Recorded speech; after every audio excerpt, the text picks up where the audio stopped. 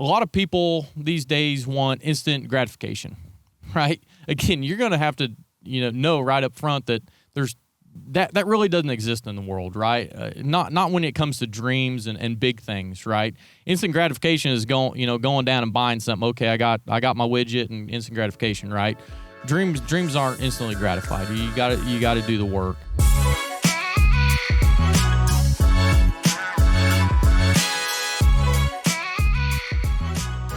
Well, I am so excited to have you on the show. For everybody on the show, this is Garrett Thompson.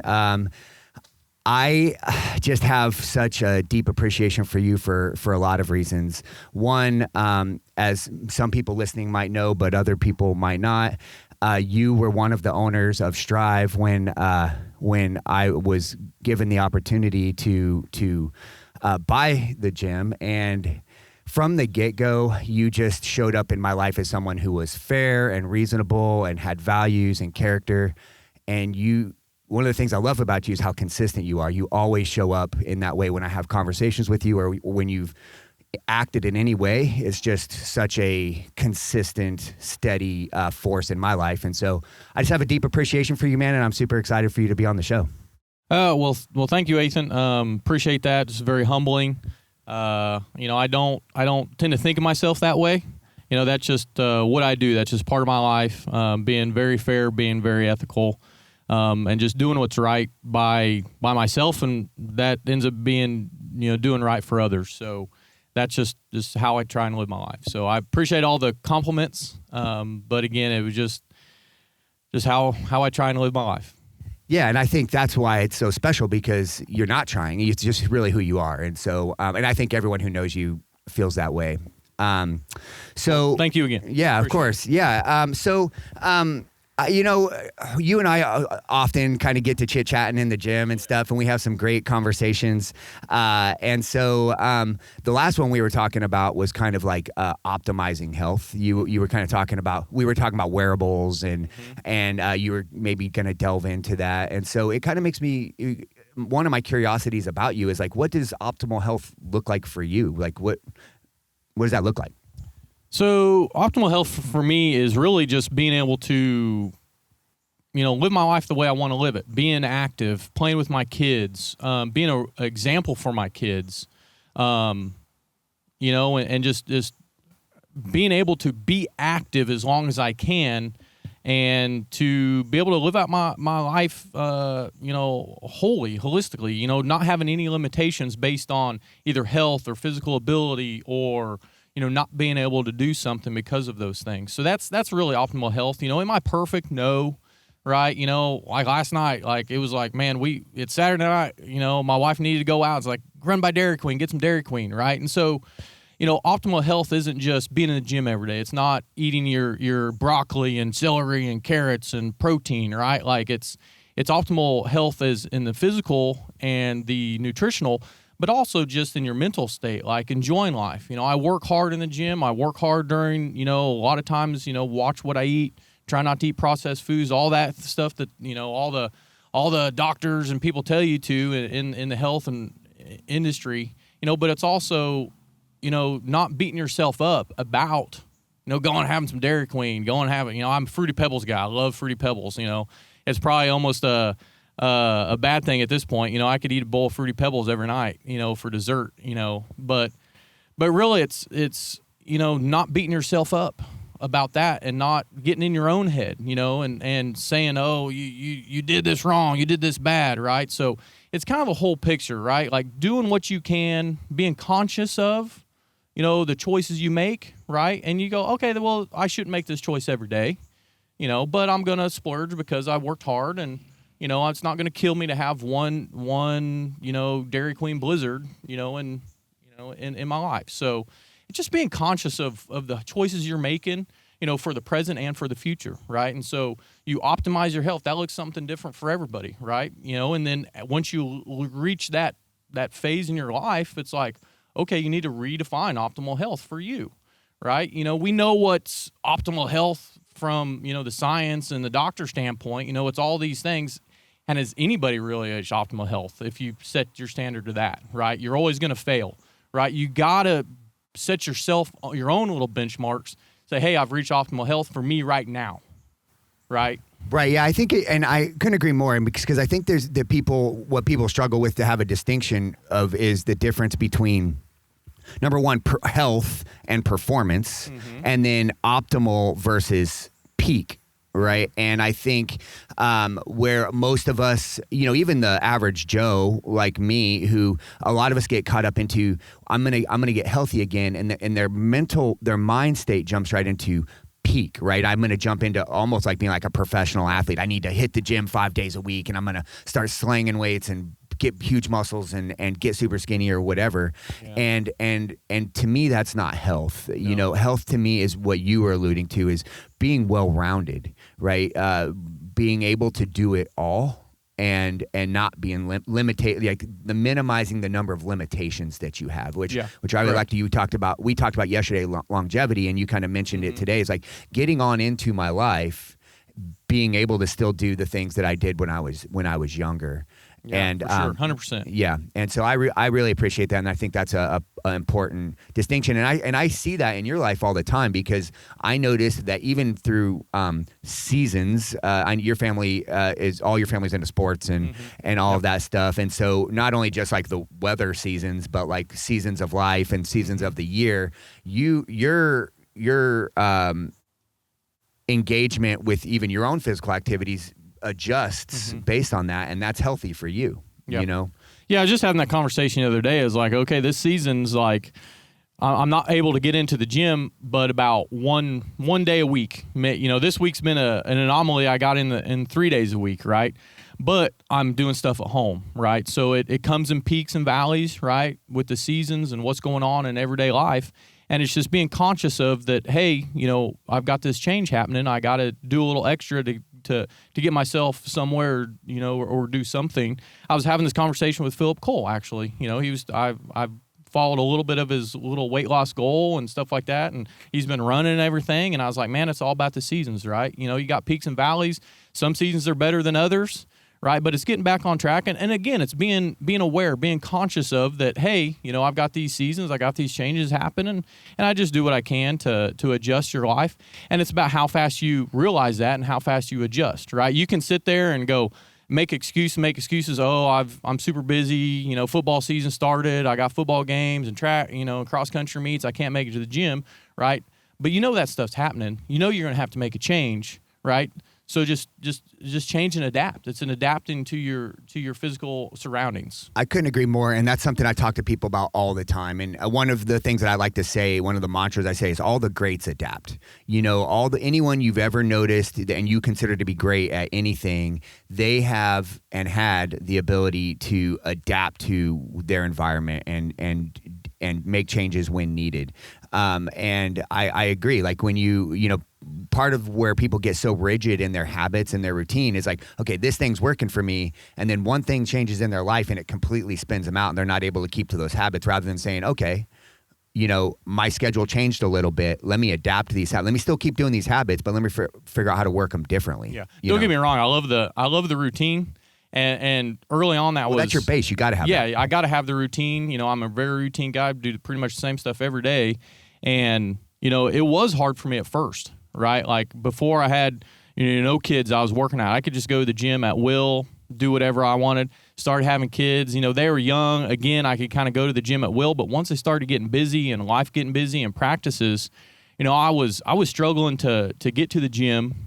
I didn't have my home gym, we were running around. We've never been big out to eat people, so I really haven't had that to deal with, personally. I've always cooked at home, done all that kind of stuff. But I really struggled with the routine thing, and I'd get myself, upset because I was like, I was supposed to go to the gym today and I can't. And I've gotten past that. It's like, again, it's a normal season. I just got to change and adapt. But I keep that same routine, right? It's like, okay, this season's got this routine. This season's got this, another routine. And we just adapt and make it happen. Yeah, and that's the beauty of the struggle, right? And I think I have a value of fail often, but other people might, say embrace the struggle or something like that. And I think that's the beauty of it, is that as you get on and you stumble a couple times and you have to figure things out. It's the learning and the growth that comes through that frustration. Yep. If you allow it to, if you look at it as like, some of my favorite authors and in history, you've got your philosophers and stuff, and a lot of them is like, when an obstacle comes, rather than saying like, woe is me, or this is like feeling sorry for yourself, it's like, good, this is awesome. Yeah. I'm gonna grow from this. Well, and I often tell people things got to get worse before they can get better. Yep. Right? Because you don't realize how good it is or how bad it is until it gets worse, and in order to make it better. And so again, like you said, it's just part of the struggle, and everybody goes through it, from professional athletes, peak athletes, CrossFit game athletes, to the normal Joes, right? And again, it's about adapting, and again, I think it's about being awareness. Awareness, okay, something's about to change, right? I realize something, whether it's internal or whether it's something physical, that's influencing that. You got to adapt and change and be aware and make it happen, right? It's only you can make it happen, right? We all have choice, right? That's one of my favorite things about went through some human performance improvement stuff at work, and I've really latched on a choice. We all have a choice, right? We can embrace that struggle, or we can let it hold us back, right? We've all got that choice to make our own decisions and make something happen for ourselves. Yeah, I totally agree. I think that you see the two words you've said several times, and bringing it to that choice is the awareness, right? We get so programmed, we become programmed and socialized and all these things, and then we forget, that we don't have to do things like everybody else is doing things, or how we've done them up to a certain point. So you can choose, and it's that level of one of the things we said in the military quite a bit is prior planning prevents poor performance. And so it's like, I see this thing coming ahead. I should already be thinking about it. I should have a contingency plan for that. And shame on me if I didn't already plan to kind of like have, of course, unforeseeable things are going to come and you just got to adjust. But most of the things we know is coming. Football season's coming. Your schedule's going to change at work. And if most of the time we just let it happen to us rather than us happening to it. Yeah. Yeah, of course, this train is going to go by right now while we're having. Sure, why not? We're in Bastrop. Train tracks go right through the city. So it's part of, I guess, who we are as people here in Bastrop. Well, we've kind of talked about sports, and I know your kids are engaged in sports. You played sports. Yep. Your wife played sports. It's a big part of your family culture. Yep. What does that mean for, like, what is sports for you? Why is that a big part of your life? Well, number one, we didn't really push our kids towards anything. As far as sports-wise, we were going to do something physical. We were going to do something, to keep them moving, right? But we didn't necessarily push them towards any one thing. We've kind of let them choose for the most part, right? It's probably not complete coincidence that Grayson's kind of sport is football, Joey's sport is gymnastics. My wife was a gymnast, and I played football.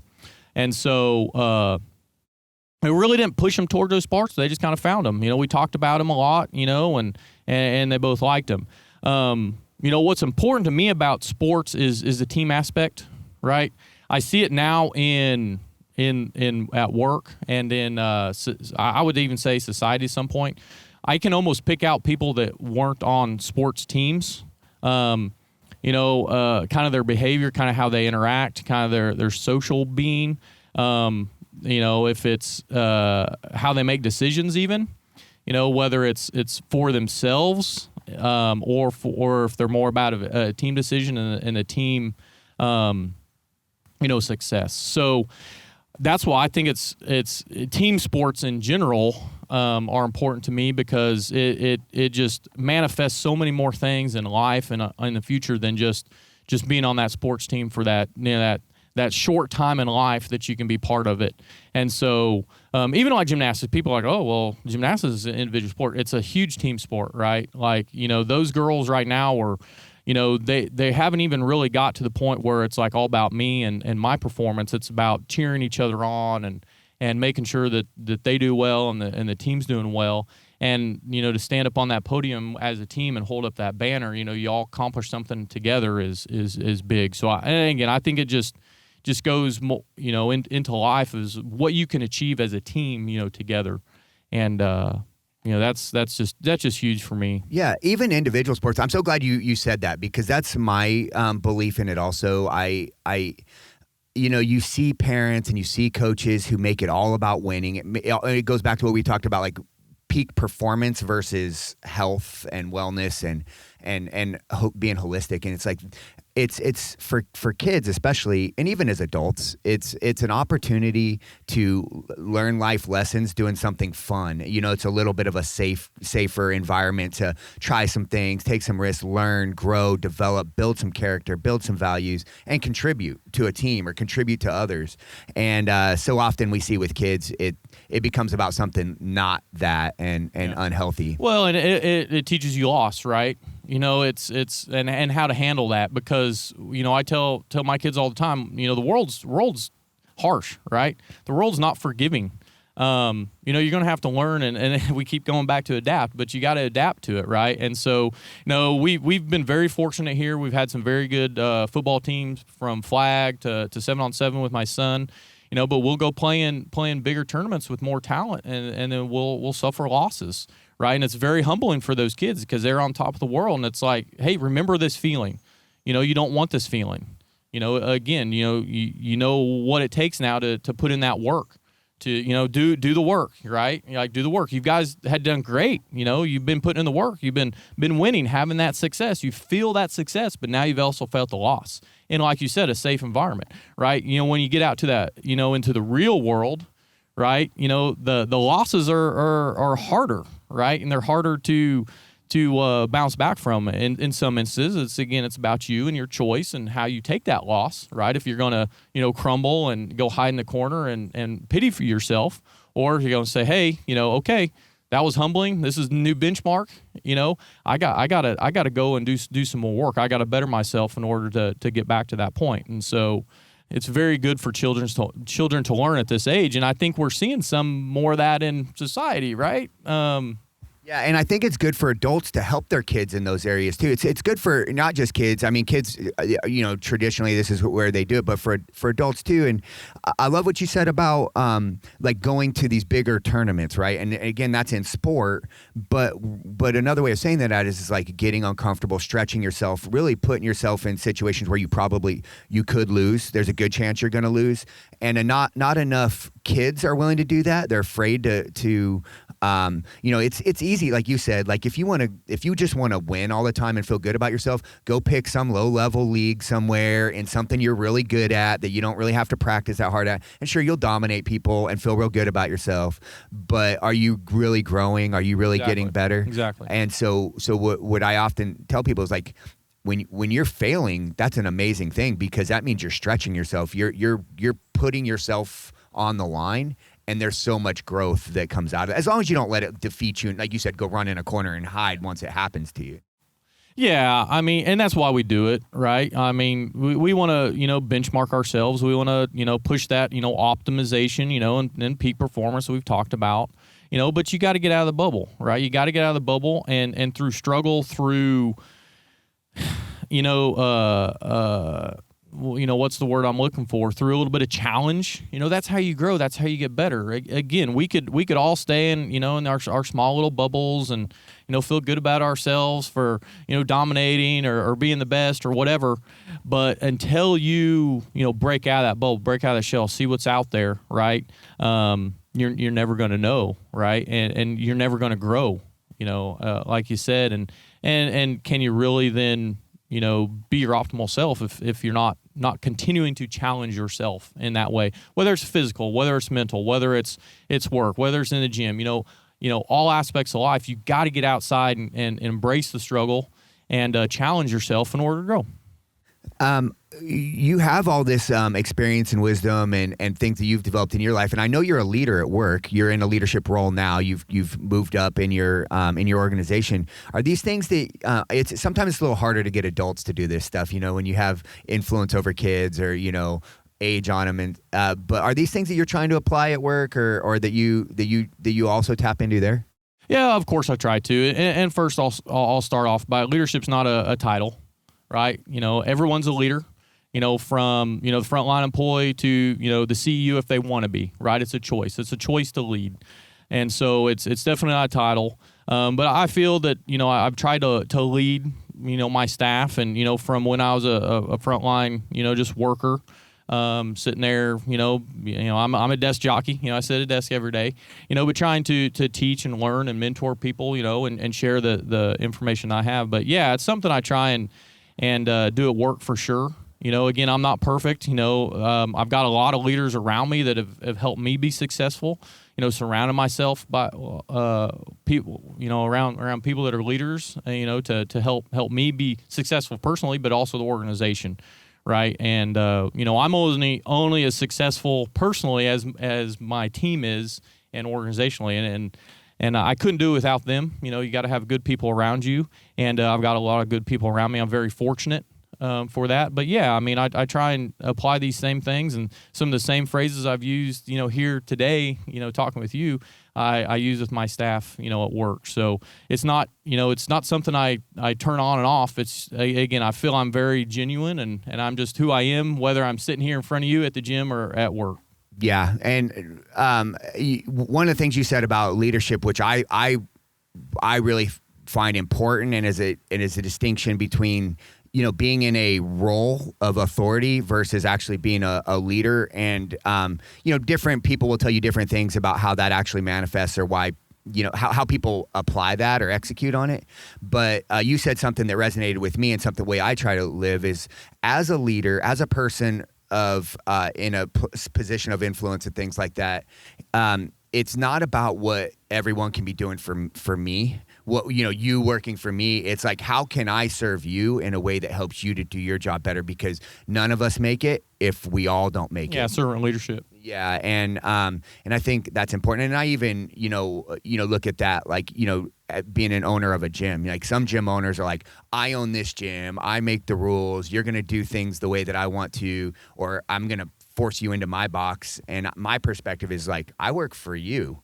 You as a member of my gym, like I'm your employee, you pay me, and how can I serve you and how can I contribute to you better? And they kind of look the same day to day on execution, but the mentality of it is different. The perspective is different. Yeah, at the end of the day, you work for somebody, right? Whether you're a gym owner, you work for a big company, you have actual customers that are buying something from you.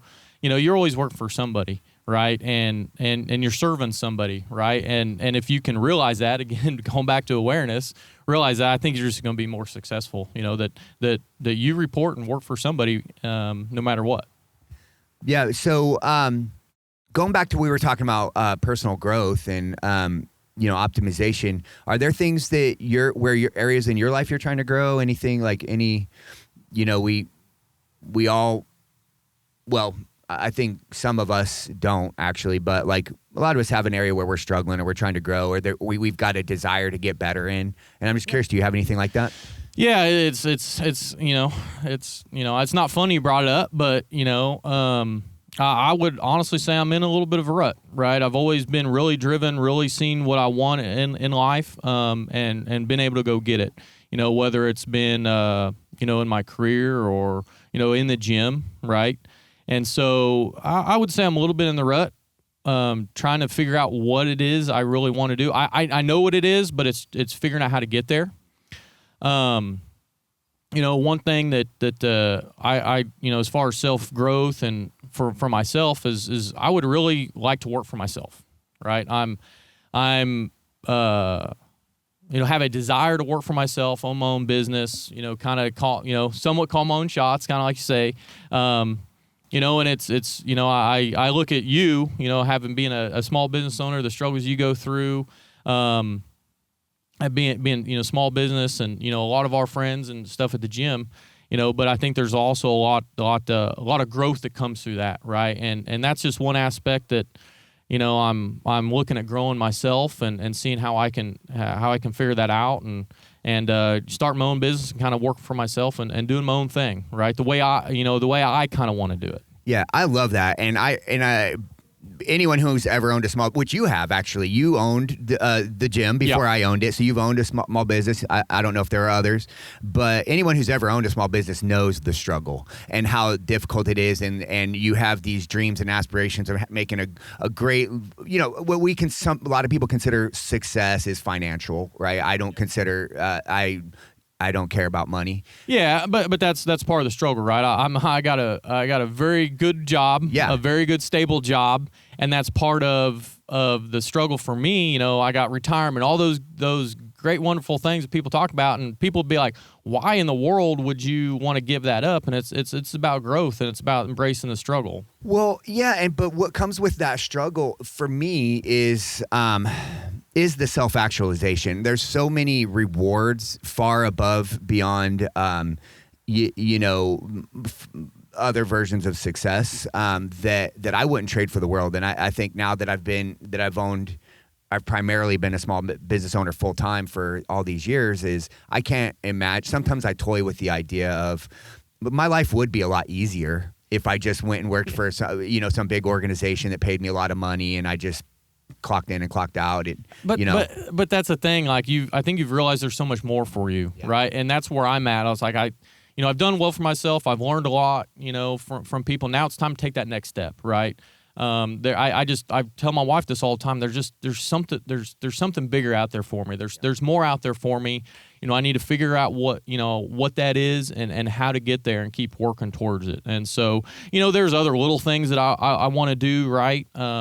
To kind of build me to that. There's some different certifications and things like that, and go pass some tests and study and put in some work there, but that all just brings me to that point of, okay, I'm working for myself. I'm doing my own thing. I'm setting my own schedule. I'm not reporting, to somebody. I'm not having, their decisions aren't influencing my decisions necessarily. I can somewhat call the shots, right? And again, kind of going back, we all work for somebody, right? So one side of the mouth speaking out of the other, but I'm still going to work for somebody, right? But we can make the decisions together. What that looks like. Right, and you're working for other people, but doing the things that you really want to do, and you have the choice that we talked about earlier to hand off the things that you don't want to do, or that you're not good at, or you don't have any interest in, or whatever. So that's really a big benefit of working for yourself, and I think for a lot of people. And this, but it's like, okay, we do a lot of thinking about that idea. We create the idea in our head, and we get the certifications and stuff. And there's somebody listening to this right now who's got some big idea that there's something, a goal that they want. And it took me 5 years to do this, but it's just the leap. It's the free fall. Eventually, there's no other way to do it other than get out there and do the work and know that you're going to fail and know that there's going to be some rough months, and then embrace that as like good. That's what I wanted. I wanted to be self-actualized. Well, if it was easy, everybody would do it, right? Like, and that's what that's what I would tell people. If you've got a dream, you've got something. I think it's. A lot of people these days want instant gratification, right? Again, you're going to have to, know right up front that there's that really doesn't exist in the world, right? Not when it comes to dreams and big things, right? Instant gratification is going down and buying something. Okay, I got my widget and instant gratification, right? Dreams aren't instantly gratified. You got to do the work. And so I would, from speaking for myself, and I've accomplished things and through my life, and I've set goals and went and did them and sacrifice to get there. But yeah, if you got those dreams, you got those desires, set yourself a goal, and just realize that it ain't going to happen overnight. Put in the work, and that's what I'm, personally, what I'm trying to build that framework. I'm trying to. In my head, get my headspace right too. Like, okay, yeah, this is going to be a struggle here.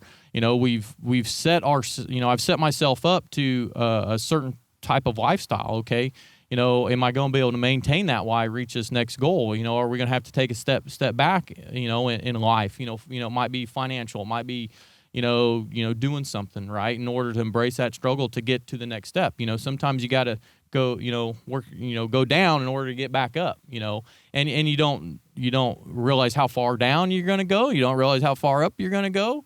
But at some point you just got to take that leap of faith, and it's not even a leap of faith, right? Like everything I've, quote unquote, everything I've done, I've been successful at. Doesn't mean the next thing I'm going to be successful at. I've had failures, and I embrace that.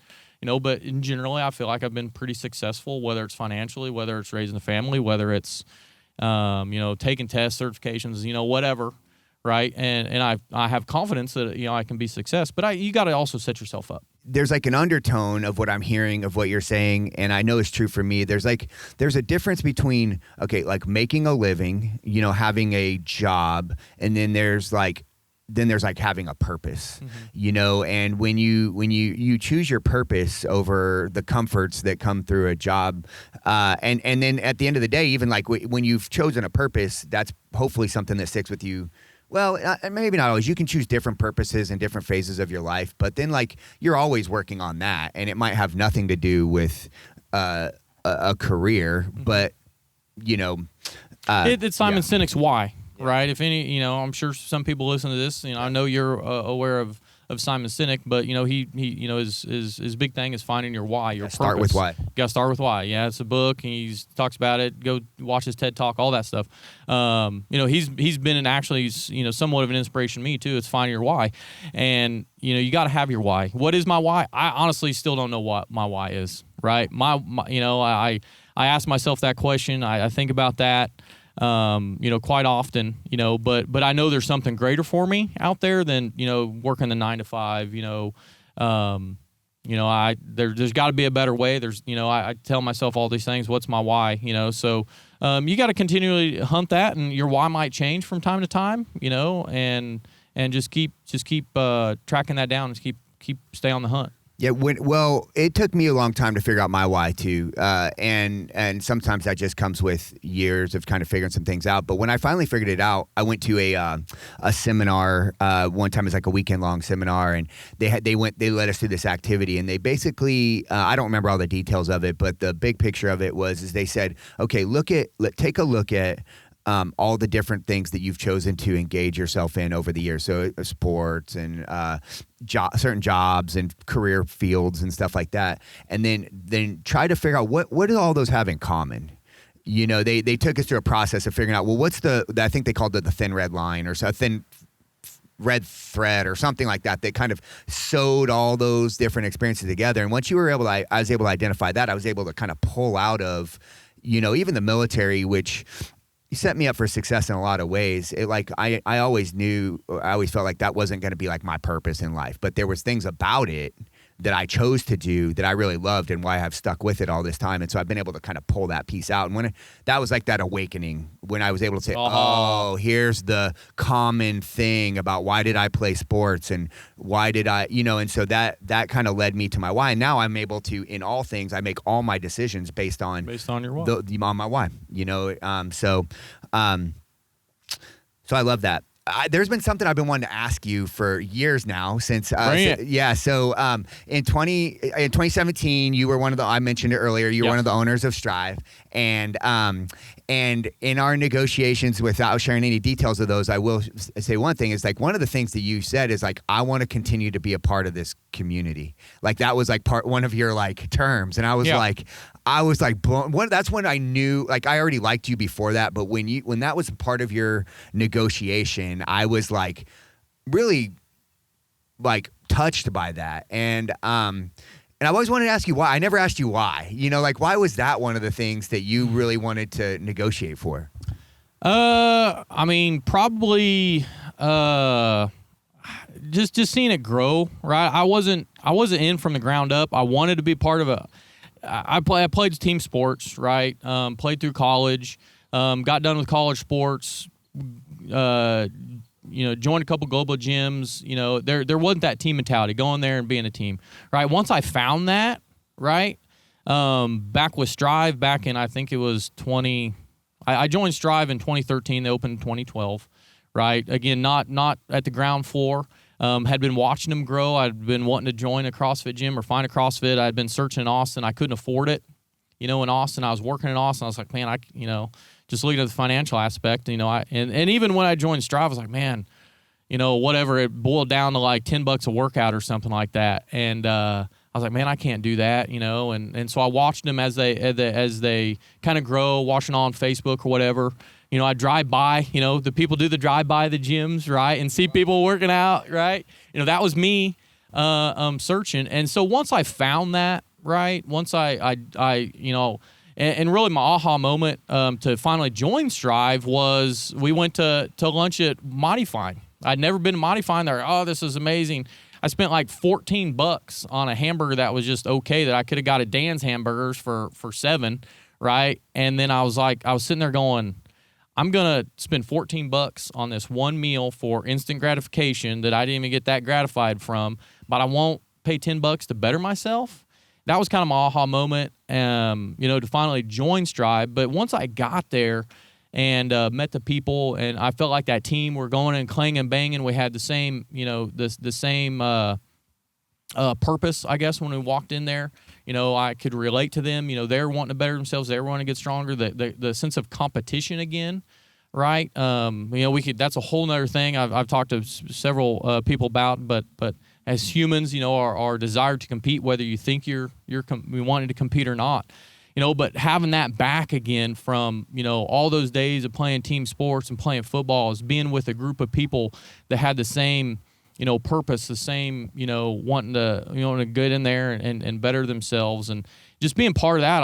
I was afraid that some of that was going to go away. So that was like, man, I want to be part of this as it grows. And especially for you owning a gym and seeing where you've taken things, I was like, man, I don't want to miss this opportunity to continue to be a part of this. I didn't want to, one of the reasons I took on Strive was because the doors were going to close if I didn't take it on a year before you took it on, right? We had 17 members. I was maybe the 17th or the 18th. And I was like, man, I don't want this to go, not only selfishly, but for everybody else. And some of those were the founding members, right, that are still there today, right? And so, I was like, man, we can't close this for them, for me. We got to figure out how to make this work. And then, I had grown the business to be, where at the point where I was working full time, I just couldn't do it anymore. We had found you through through ties and I guess the business, I guess, and it was just time for me to step away and let you take over, and I saw what you could do with it. And I just really want to be a part of it, not only to where I saw it could go and to where it could be in this community here in Bastrop, but just for the team aspect. I wanted to continue to be part of that team, part of that family. Part of that same purpose of getting together and working towards our common goals. So I didn't want to miss that opportunity, and that's why I want to be part of it. Well, I've always loved that you made that decision. One, speaking of the red thread that ties things together, I have always viewed you as one of the leaders of the community. But as the former owner, but even if you hadn't ever been, when you walk in the room, people know. You're a leader, right? And well, thank you. You're welcome. And I think the fact that you stayed with it has always been brought a lot of warmth to my heart, because it would have been no one would have faulted you for saying, washing my hands of it, I'm going to go do other things. You could have had an ego about it. I mean, certainly we changed some things, and probably not ways that you would have done things, but you've always stuck it out, and that always, just meant a ton to me. And you continue to, people look at you to this day as a leader, and I don't know, I kind of consider you still like a pseudo owner or whatever because of that tie. And I like to consider myself an ambassador. Yeah, ambassador. There you go. Perfect. And whether I've got again the title or not, I'm constantly wearing the Strive. Whether it's still CrossFit or strength and conditioning or what it is, it's our family, it's our team, and so I've always been super proud of it from. The day I day I walked in that gym, again, that's a whole nother conversation. We were just talking about the hardest thing you do is walk into the gym, right? And it still is, right? And especially for that first day, supported the people then, supported the people now, I want to support you, because it's a big part of my life, and it's part of the family, and it's part of the team, and I want to see it be successful. Yeah, so going back to one of the like earlier part of that section, you, I feel, and I've always said this, like, why did when we were a CrossFit affiliate, why did it work for me, and now we do still something similar, but we have our own flavor of it. Why does it work for guys like us and gals, certain people? And I always say it's like, it ties, if you played team sports as a kid, or if you were in the military or you're in a law enforcement where there's like a team environment, or, it kind of ties all that together. What made me successful in the military was I had a group of guys who we all had a collective goal. We were all working on the same thing. We had a mission, a big picture mission, but like a task that day that we were going to take, and we were all suffering together to accomplish that. We had leadership. So you had like a coach. In football, when I played football, you had a coach, and you had your position coaches, and you had your strength coaches, and you had your head coaches. And that's kind of like, and it brings all that together. I mean, it just kind of like, that system works for a lot of people. And they come in, and so there's people on the outside looking in thinking it's a gladiator camp, people just clanging and banging. Maybe it's somewhat cutthroat or super competitive, but it's always like a competition in a healthy way. Like, let's all get better together, and I think that works for the majority of people. I tell everyone what we do there will work for anybody. It's just do you enjoy it? Is it something you're going to stick with? Yeah, and I've told people from when I was quote unquote selling CrossFit or selling the gym and trying to get membership that. I think CrossFit, or I think, this type of training is for everyone, but not every gym is for everyone, right? Because again, gym owners, do things cultural different. differences. It's cultural differences. Some people are like, hey, you're going to do it my way. You're going to do it certain ways. And then there's other gyms that have different free thinking. And so, I lost my train of thought. Guy was bumping, going by. But your favorite song? Yeah, I don't know. You couldn't hear it, but I mean, from when I was selling CrossFit, it's and I don't think it's about the coach, right? I've had good coaches in life, I have bad coaches in life. It really boils down to your brotherhood, right? And even at the gym, I've had times where it's we still got a CrossFit thread where it's like I won't say the title of the CrossFit group on here. Or the text thread, the text group, the text group. Sorry, but there for a good long time. We had a group of guys that went in at the same time every day. We competed against each other. We talked a little shit. We had a good time. And as that group's not necessarily there anymore. There's certain members that are still there, and you kind of change with the seasons. Again, everybody's got different things in life, and you continue to find and gravitate towards those people that you can relate to in the gym, that you can compete with in the gym, whether you're competing directly with them or just kind of, watching the leaderboard and benchmarking yourself towards, but they push you, right? You find those people that push you and that you relate to, and that's what keeps bringing you back. It's not the coach that's, I'm not going, I love Katie to death, but it's not going, I'm going because Katie's there. I'm going because, there's normally a group of people there that I want to go, and Katie and the coaches are certainly, they don't hold themselves on a pedestal. They are part of that group. Like, we're just one big happy family. And so, that's what really brings people back to the community, and what's different about, our community versus maybe some other CrossFit communities, or even a Globo gym, right? You're going in, not faulting anybody for walking to a Globo gym. That's the hardest thing they're going to do too, and make themselves better. Yeah. And so, but that's what's different about us. When you walk in the door, you're going to be welcomed. You're going to feel warm. You're going to, hopefully find someone that you can relate to. And if you don't, I think that's okay, but don't give up that search, right? Like I said, I think CrossFit, this type of team training is for everybody, but not maybe every gym's for everybody. But go find that next gym and find that community that you fit in, and I think that's what you promote. We've had other CrossFit gyms open up in the community that have come and gone.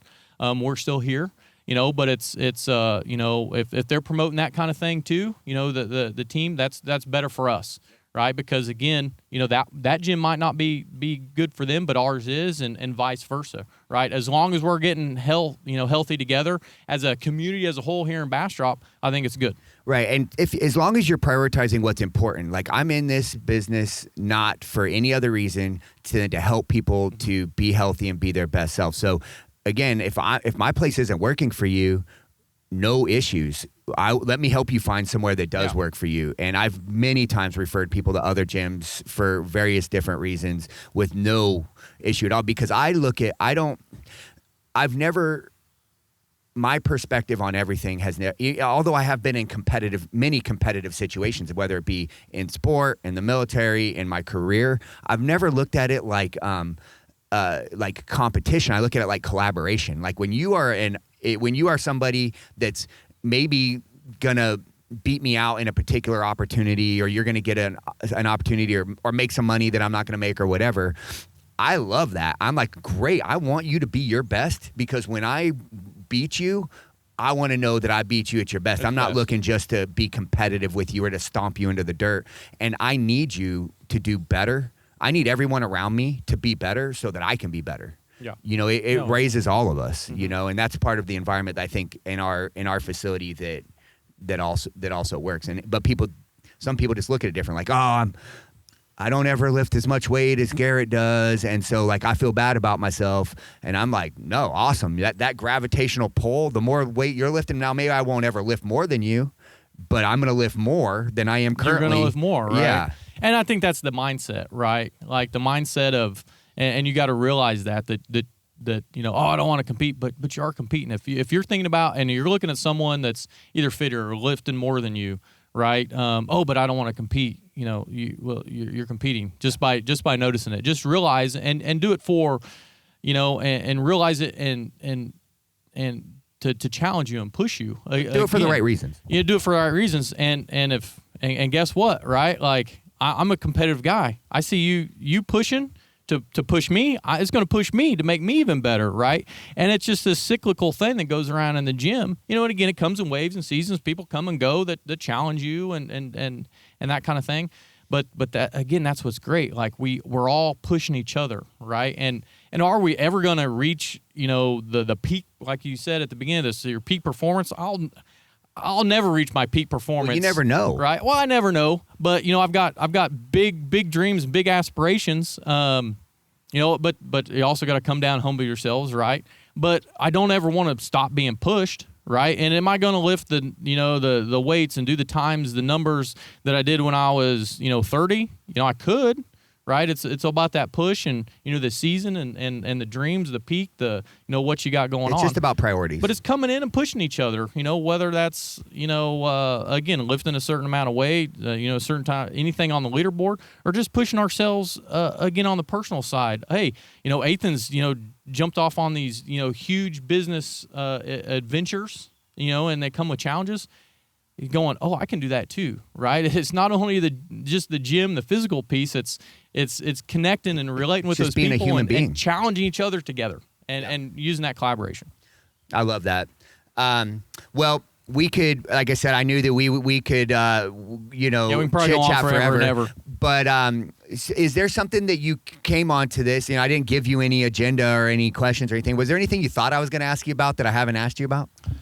Oh man, I did do some pre-planning. It's kind of like an interview, right? What are the questions? I'm kind of going through my head, and my wife can attest to it. I do a lot of thinking, especially when I'm in the car. You're an analytical person for sure. I got to have some time to think about things. And so, I thought it'd be more about, what supplements you take in, and I don't want to say that bad as in that's that shallow questions, but those are some of the conversations we have in the gym. We talk about wearables, we talk about a lot of different things. This is very good to talk about, just kind of life and being at more of a, I guess a high level or a lower level, however you look at it, base level, maybe, but just being real, right? And I think that's great, so.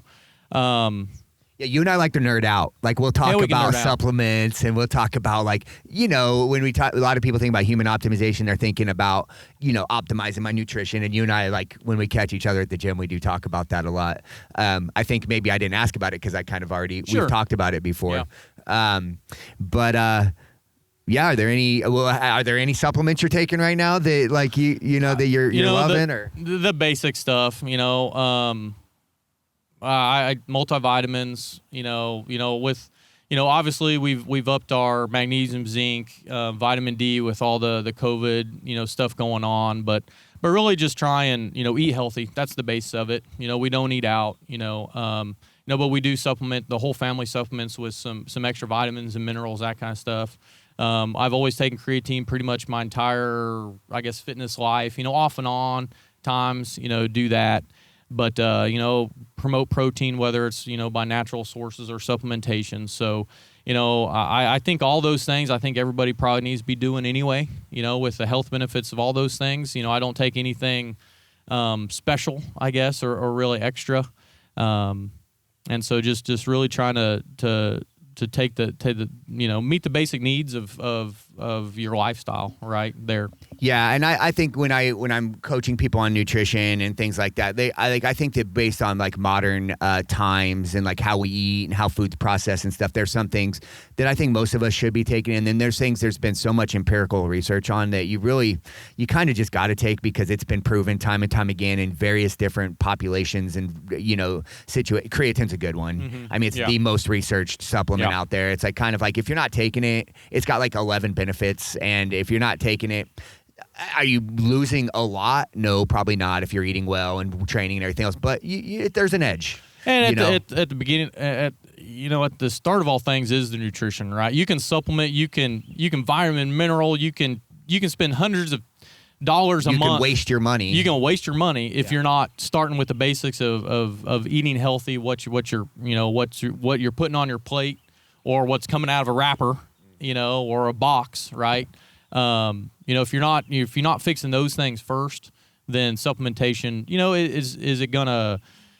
You can waste a lot of your money, right? Vitamins and minerals are gonna still help, but you gotta fix those, challenges and health things first. What you're putting in front of you every day. So, well, I couldn't agree more. I just want to thank you again for coming on the show. But more than that, I just want to, you're on the show because of who you are. And I just want to thank you for how you've shown up for me personally as an individual, but for our community and I know you're working with a lot of kids, and it's just so fun to watch. And I aspire to gain some of those characteristics from you. I don't feel there's some areas where I haven't grown into yet that I would love to.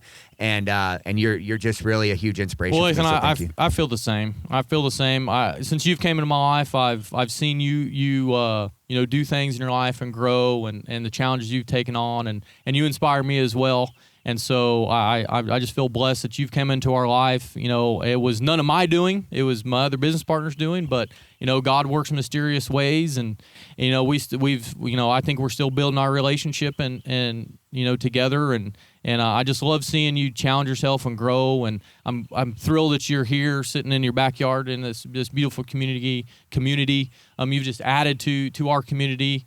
And just very thankful you're here, and I look forward to continuing to grow our relationship and inspiring each other, challenging each other.